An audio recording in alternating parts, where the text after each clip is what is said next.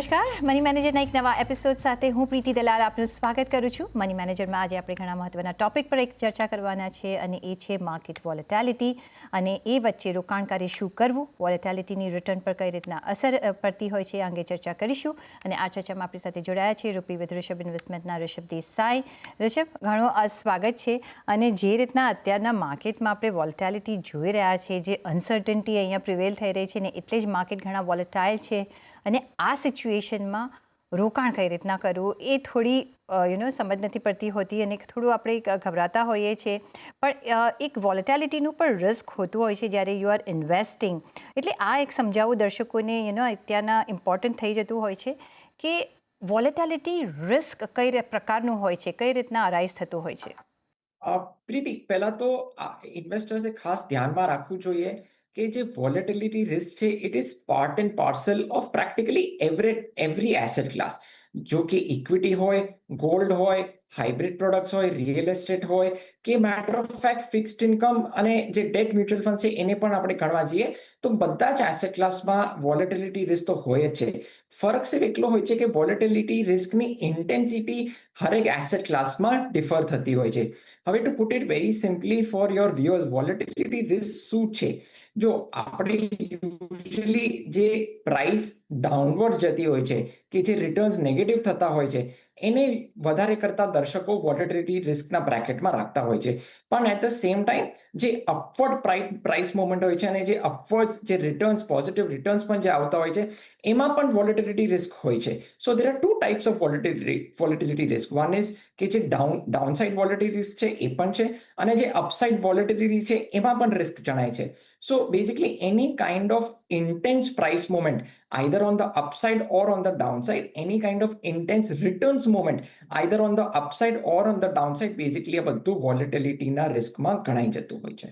પણ ઋષભ, આપણે જો ડિફરન્ટ એસેટ ક્લાસની વાત કરીએ સો લાઈક ઇક્વિટી માર્કેટ, એમાં બહુ ઉતાર ચઢાવ જોતા હોઈએ છીએ compare to other asset class કે may be suppose real estate હોય, એમાં એટલી બધી વોલેટિલિટી રિસ્ક નથી જોતા બિકોઝ ડે ટુ ડે એટલું ડિફર નથી થતું. So how do you gauge it? કઈ રીતના કાઇન્ડ ઓફ વોલેટિલિટી કે કઈ રીતના અહીંયા ઇન્ટેન્સિફાય થઈ શકે છે, કઈ રીતના એ રિસ્ક પ્રિવેલ થઈ શકે છે ડિફરન્ટ એસેટ ક્લાસ વાઇઝ, કઈ રીતના આપણે ડિફરન્શિએટ કરી શકીએ? પ્રીતિ, બહુ સિમ્પલ છે. ઇક્વિટીમાં વોલેટિલિટી કેમ વધારે છે? કારણ કે માર્કેટમાં લે વેચ બહુ વધારે થતી હોય છે. એક તો બહુ ફ્રીક્વન્ટ લે વેચ પણ થતી હોય છે અને પ્લસ ટ્રિમેન્ડસ વોલ્યુમ્સમાં પણ like thousands and lakhs of ક્રોર્સના વોલ્યુમ્સમાં પણ લે વેચ થતી હોય છે. So due to multiple transactions and heavy volumes ને પ્રમાણે આ વોલેટિલિટી રિસ્ક આપણને ઇક્વિટી માર્કેટ્સમાં દેખાય છે. પ્લસ ઇક્વિટી માર્કેટ્સ એક તો અર્નિંગ્સ પર તો ચાલતું જ હોય છે પણ at the same time equity markets work more on sentiments also. હવે કાંઈક કાલ ઉઠીને કાંઈક જીઓપોલિટિકલ ટેન્શન થઈ ગયું હોય, કાંઈક ઇન્ડિયામાં કે અબ્રોડમાં એક નેગેટિવ સેન્ટિમેન્ટ આવી ગયો તો of course investors will get fearful and try to pull out money.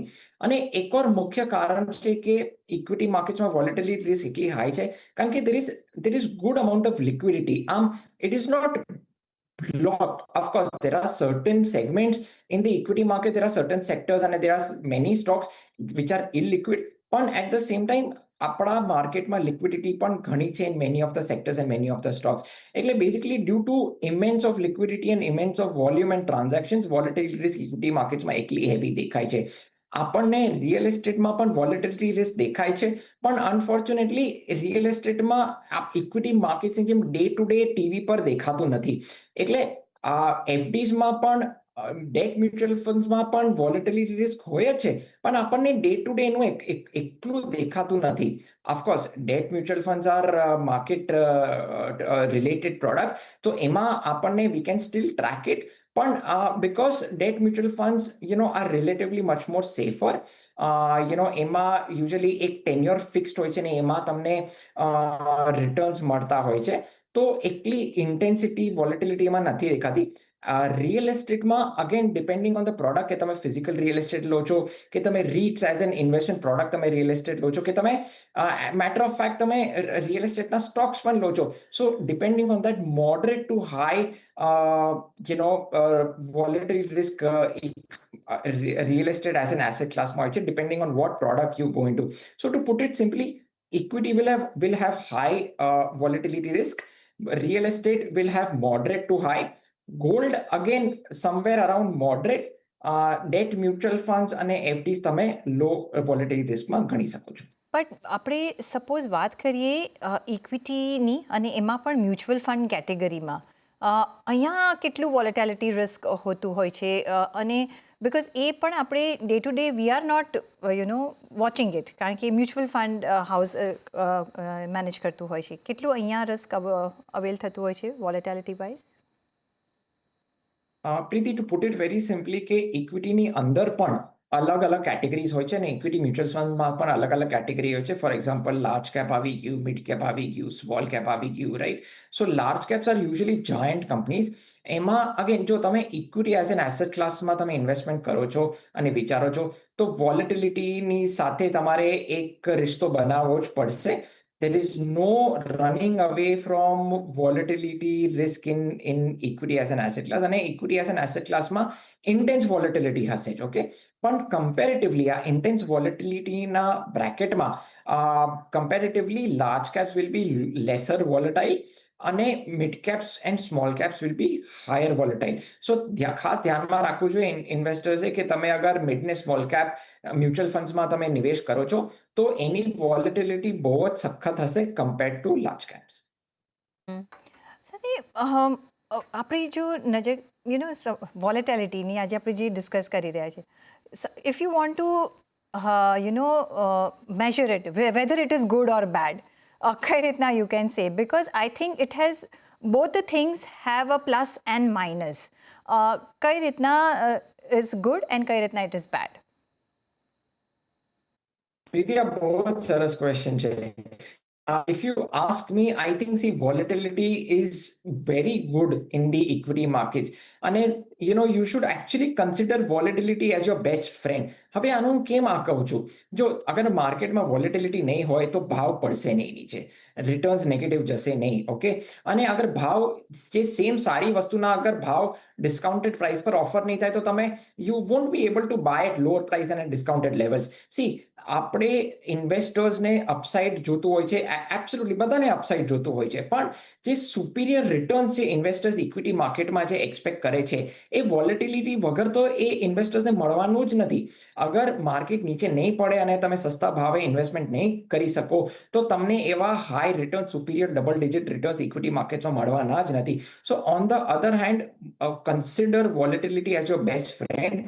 Market જ્યારે નીચે પડે, ભાવ સસ્તા થાય, વેલ્યુએશન રિઝનેબલ થાય, તમે એ ટાઈમે ભરીને તમારા રિસ્ક એપેટાઇટ પ્રમાણે, તમારા ટાઈમ હોરાઇઝન પ્રમાણે તમે લો માર્કેટમાં just stay put for a few years and you will literally see તમને superior double digit risk adjusted returns તમને માર્કેટ બનાવીને આપશે. So for me, I think volatility is absolutely good and very healthy and you should consider volatility as your best friend. Absolutely. So that brings me to the next question, કે as a equity investor, આ જે volatility risk છે, how do I play it for my benefit અને as a caution, બંને કઈ રીતના આપણે play out કરવું જોઈએ? જો from a benefit point of view, historically આપણે જોયું છે કે markets have always fallen anywhere between 10% to 20% year on year, right? So તમે જ્યારે માર્કેટ 10%, 15%, 20% પડે તો તમે એ ટાઈમે ઇન્વેસ્ટમેન્ટ કરો ત્યારે આઈ ટ્રુલી ફીલ કે તમને નેક્સ્ટ ફ્યુ યર્સમાં, if you hold it well, next few યર્સમાં તમને સારા રિટર્ન્સ બનાવીને આપશે, right? So either price correction થાય કે ટાઈમ કરેક્શન થાય. જો આપણે અરાઉન્ડ 4.5 months બેક આપણે એક સરખો પ્રાઇસ કરેક્શન જોયો છે માર્કેટમાં અને એઝ વી સ્પીક એક ટાઈમ કરેક્શનમાં ચાલી રહ્યા છે. આમ મોટામોટી તમે જોશો માર્કેટ એક વર્ષથી ફ્લેટિશ જ રહ્યું છે. It is actually not yet breached its all time high which was around 26,000. So અગર પ્રાઇસ કરેક્શન હોય અને ટાઈમ કરેક્શન હોય તો ડેફિનેટલી તમારા બેનિફિટમાં જ છે તમે આ ટાઈમે ઇન્વેસ્ટમેન્ટ કરો સરખી રીતના and you stay put for say 5 years or so, તમને 5 વર્ષ પછી માર્કેટનું બેનિફિટ તમને ડેફિનેટલી મળશે. This is what I feel. And from a caution point of view, see, you cannot avoid volatility risk. તમે કેટલું પણ લાંબો સમય તમે પકડીને રાખો, તમે વોલેટિલિટીને તો અવોઇડ કરી જ નથી શકવાના. પણ હા, ડેફિનેટલી તમે વોલેટિલિટીને કાફી હદ સુધી મિનિમાઇઝ કરી શકશો, right? So the key to minimize volatility risk is to number 1, એક લાંબો સમય રાખો. સી 5 વર્ષ તો હજુ હું એક મોડરેટ ટાઈમ હોરાઇઝન કહું છું, પણ actually if you really want to minimize volatility risk, તો તમે એક 10 વર્ષ કે 12 વર્ષ કે 15 વર્ષનો ટાઈમ હોરાઇઝન રાખશો તો યુ વિલ એકચ્યુઅલી સી કે વોલેટિલિટી રિસ્ક તમારા પોર્ટફોલિયોમાં મિનિમાઇઝ થઈ રહ્યું છે. માર્કેટ પડશે, answer is a yes, definitely. પણ એ તમારું capital will be very well protected, અને તમે અગર સરખી રીતના સારા ક્વોલિટી પ્રોડક્ટ્સમાં તમે ઇન્વેસ્ટમેન્ટ કર્યું છે for a long period of time, તો તમને તમારા પ્રોફિટમાં થોડું બહુ હિટ થશે. So volatility can not be avoided, but it can definitely be minimize if you have a long term time horizon. અને number 2, another way to minimize volatility risk is કે diversify well. લોકો શું કરતા હોય છે કે heavy mid ને small રિટર્ન્સની લાલચમાં જોઈને હેવીલી મિડ એન્ડ સ્મોલ કેપ્સમાં ઇન્વેસ્ટ કરશે, કે એક પર્ટિક્યુલર સેક્ટરમાં ઇન્વેસ્ટ કરી નાખશે. No, that's not the way to go ahead. I feel કે તમે સરખી રીતના ડાયવર્સિફાઈ કરો.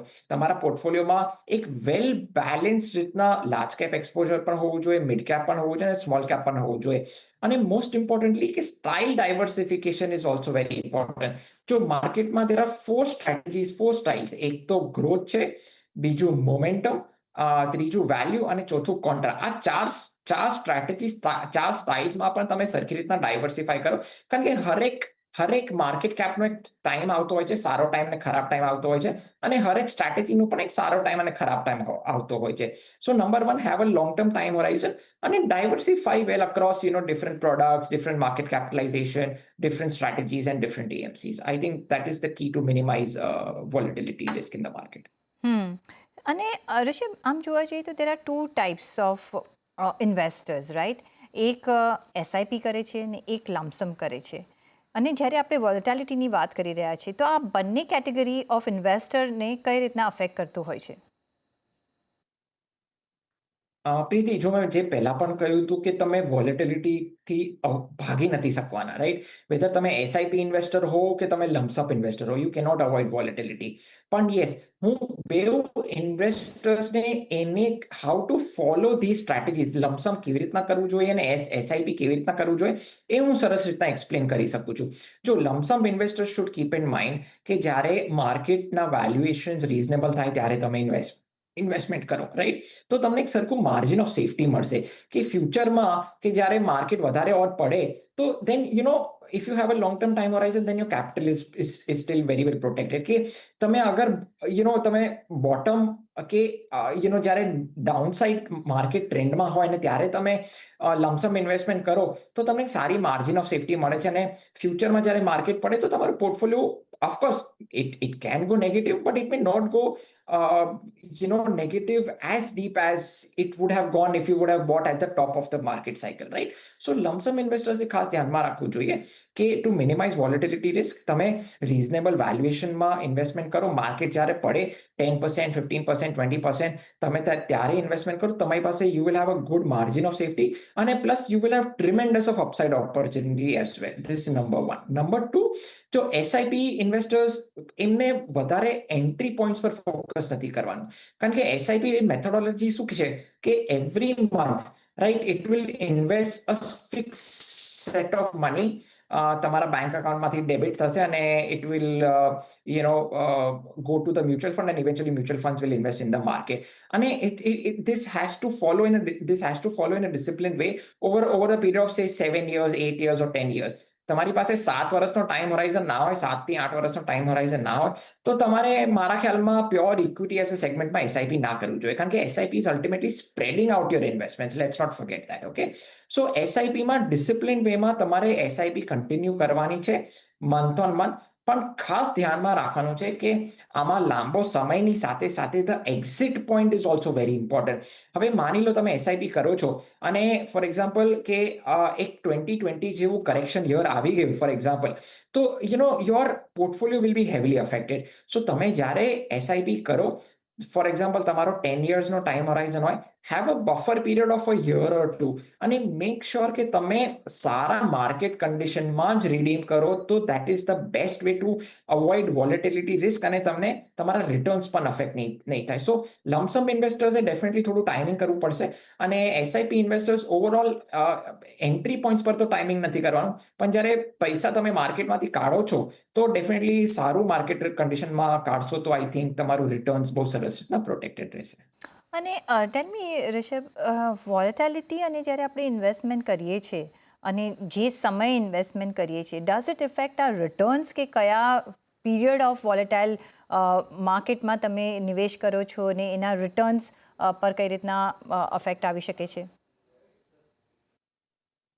Of course, जो volatility will have a correlation with returns. Okay, higher volatility अगर हंसे तो of course returns will also fluctuate either on the upside or on the downside, depending on what the market conditions are, depending on what the economic conditions are.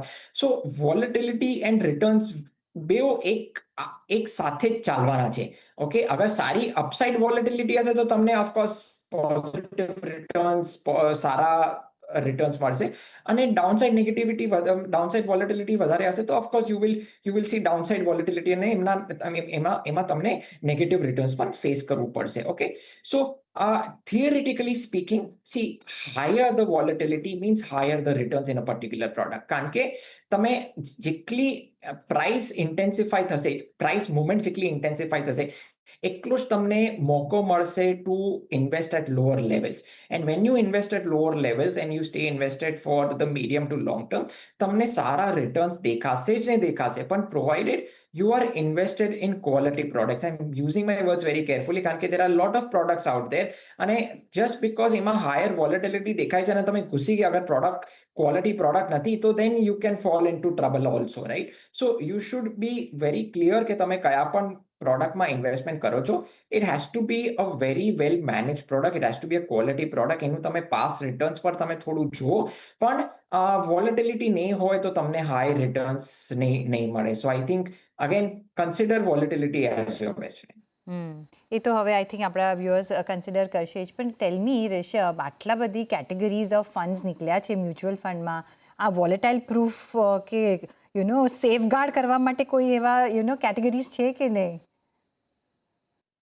See, if you completely want to safeguard your portfolio, તો પછી મારા ખ્યાલમાં તમે conservative પ્રોડક્ટ્સમાં જાઓ, fix ડિપોઝિટ્સમાં જાઓ, કે તમે date mutual ફંડ્સમાં જાઓ. અને ડેટ મ્યુચ્યુઅલ ફંડ્સમાં પણ અલગ અલગ કેટેગરીઝ હોય છે. સો અગર તમને બિલકુલ જ વોલેટિલિટી રિસ્ક અવોઇડ કરવું છે કે મિનિમાઇઝ કરવું છે, તમે કમ્પ્લીટલી તો અવોઇડ નહીં જ કરી શકો, પણ drastically અગર મિનિમાઇઝ કરવું છે તો either you go for sorter duration fix deposits and sorter duration debt mutual funds. જો તમે લોંગ ડ્યુરેશન ડેટ મ્યુચ્યુઅલ ફંડ્સમાં ગયા તો તમને અગેન તમે એમાં વોલેટિલિટી જોઈ શકો છો અને નેગેટિવ રિટર્ન્સ પણ જોઈ શકો છો. So conservative investor should keep in mind કે shorter duration FD, shorter duration debt mutual funds are the key. પણ અગેન તમે રિયલ એસ્ટેટ પણ બાય કરી શકો છો. પણ again I am not a very big fan of real estate from an investment point of view, કારણ કે તમને if you invest in a hybrid product or product like debt mutual funds, you will still make higher yields compared to real estate. કારણ કે real estate can get very illiquid also. તમને તમારો ભાવ તમે વેચવા જાઓ તો તમને એક ખરીદારો ના મળી શકે, અને પ્લસ તમને જે ભાવ જોઈએ છે વેચવા માટે એ પણ તમને ના મળી શકે, રાઈટ? એન્ડ ઓફકોર્સ તમે વેચવા જાઓ ત્યારે પણ તમને ટેક્સ લાગે છે, પ્લસ તમને yieldsમાં પણ ટેક્સ લાગે છે. So I think real estate is not a great product from an investment point of view. અગર તમે રહેવા માટે કંઈક કરો છો રિયલ એસ્ટેટ, તો that's perfect, that's just go ahead with it. પણ અગેન એઝ આઈ મેન્શન્ડ, અગર તમને મોડરેટ ટુ લો વોલેટિલિટી જોઈએ છે તો પછી તમે હાઇબ્રિડ પ્રોડક્ટ્સમાં પણ જઈ શકો છો, which has lesser exposure to equity. કારણ કે કયા પણ પ્રોડક્ટમાં if they have higher exposure to equity તો તમને વોલેટિલિટી ફેસ કરવી જ પડશે, સ્પેશિયલી ડાઉનસાઇડ વોલેટિલિટી તો ડેફિનેટલી ફેસ કરવી પડશે. So any product which has lesser exposure to equity, will have comparatively low volatility, Preeti. એમનો સવાલ છે કે એસઆઈપી અપસાઇડ ડાઉન કેમ છે? આઈ ડોન્ટ અન્ડરસ્ટેન્ડ કે શું કહે છે, પણ આગળ વધીએ. આ રીતે ચાલશે તો રિટર્ન કેવી રીતે બની શકશે? લોંગ ટર્મમાં પણ કઈ રીતના લોસ રિકવર થશે? માર્કેટ એક દિવસ અપ છે તો 4 દિવસ ડાઉન છે. એ 30,000 રૂપિયાનું જુદા જુદા મ્યુચ્યુઅલ ફંડમાં રોકાણ કરે છે. હવે કયા મ્યુચ્યુઅલ ફંડમાં રોકાણ કરે છે વી ડોન્ટ નો, રિષભ. પણ लास्ट में लग रही क्या यार, जब हम मैदान में उतरे गेम ही उल्टी पड़ गए. This is the mentality people enter into mutual fund અને પછી રોજ જુએ છે. જ્યારે તમે લોંગ ટર્મ માટે આવો છો તો વાય બોઇલ યોર બ્લડ. તમે લોંગ ટર્મ માટે ઇન્વેસ્ટમેન્ટ આ કરો છો અને આજે જ અમે જે ડિસ્કસ કર્યું છે વોલેટિલિટી માર્કેટમાં રહેવાની છે રિષભ, દેન વાય વરી સો મચ. તમે લોંગ ટર્મના ફ્રૂટ્સ જુઓ અને પછી મે બી તમે અમારી પાસે જરૂરથી આવજો જ્યારે તમે આ લિક્વિડેટ કરો છો. પણ રિષભ, તમારો શું જવાબ રહેશે અહીંયા? પ્રીતિ, એમને આ શો ડેફિનેટલી બહુ બેનિફિટ થશે. જે આપણે તમે જે ક્વેશ્ચન્સ પૂછ્યા અને જે મેં એક્સપ્લેનેશન આપ્યા, I truly hope this show will benefit her and give her more clarity on volatility and what volatility is all about. પણ to answer the question very simply, જો માર્કેટમાં ઉતાર ચઢાવ તો થવાનો જ છે. There is no running away from it. If you can not stomach volatility તો પછી તમારે આ માર્કેટમાં રહેવું જ ના જોઈએ. This is number 1. નંબર 2 કે અગર તમારી પાસે લાંબો સમય છે, તમે બહુ કરેક્ટલી કહ્યું કે વાય વરી સો મચ. તમે થોડા દિવસ માટે તમે ટીવી ઓફ કરી કાઢો, તમારો પોર્ટફોલિયો તમે બહુ રેગ્યુલરલી નહીં જોશો. You should monitor your portfolio. But અગર તમે એટલું માઇક્રો મોનિટર કરશો તો તમે પછી માર્કેટમાંથી તમે ભાગી જ જવાના છો. સો સી અગેન એસઆઈપી શું કરે છે? એસઆઈપી ઓન રેગ્યુલર ઇન્ટરવલ્સ માર્કેટમાં ઇન્વેસ્ટમેન્ટ કરે છે. Okay, so it is very natural કે એસઆઈપીમાં તમને વધારે નેગેટિવ રિટર્ન્સ દેખાશે જ, કારણ કે તમે લમસમ નથી કરી રહ્યા. તમે અગર એક સારો લો વેલ્યુએશન કે રિઝનેબલ વેલ્યુએશન પોકેટમાં તમે ઇન્વેસ્ટમેન્ટ કરો છો તો તમને એક સારી અપસાઇડ ઓપોર્ચ્યુનિટી જોવા મળશે.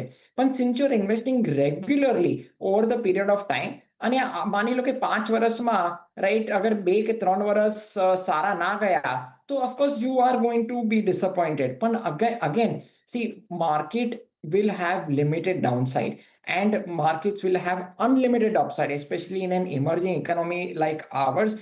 I feel there is tremendous upside opportunity and potential. તો તમે જે 4-5 દિવસના જે નેગેટિવ રિટર્ન્સ તમે જે જોઈ રહ્યા છો એને જસ્ટ હમણાં ઇગ્નોર કરો. Just stay invested for the long term. માર્કેટનો એક સારો સમય આવશે ને એ સારા સમયમાં જેટલી તમારી જે નેગેટિવ એસઆઈપી થઈ રહી છે એ બધી જ પોઝિટિવમાં થઈ જશે. સો ફોર એક્ઝામ્પલ, ઇફ અગર કોઈએ રિસન્ટલી ફ્યુ યર્સમાં ઇન્વેસ્ટમેન્ટ કર્યું હશે અને હમણાં the markets unfortunately have not done that great, so of course you may not see that much amount of returns or that much amount of money growing in your SIP funds, right? પણ હવે I feel કે આ જેવું મંદીનો સમય ખતમ થશે, આ જેવું ટાઈમ કરેક્શન ખતમ થશે અને જેવું માર્કેટ એક બુલ રનમાં આવશે, આઈ ગેરંટી ધ વ્યુઅર દેટ કે એમના જે ડિસઅપોઇન્ટિંગ નેગેટિવ રિટર્ન્સ છે એ બધા જ પોઝિટિવમાં કન્વર્ટ થઈ જશે. પણ અગેન આઈ સે ધીસ વેરી કેરફુલી કે આઈ ડોન્ટ નો કયા પ્રોડક્ટ્સમાં એ છે. સો when I say that I guarantee કે આ પોઝિટિવ રિટર્ન્સમાં થઈ જશે, I talk from an overall say like Nifty 50 point of view, Nifty 500 point of view, certain quality products point of view. So I really don't know કે કયા પ્રોડક્ટમાં છે, પણ I think in the next bull run, if she stays invested અને અગર સારું quality product હશે તો બધું જ પોઝિટિવમાં થઈ જશે. But at least at this point of time, just stay put. Negative returns is part and parcel. તમે ચિંતા નહીં કરતા. Long term wealth creation story of our country remains very, very, very strong.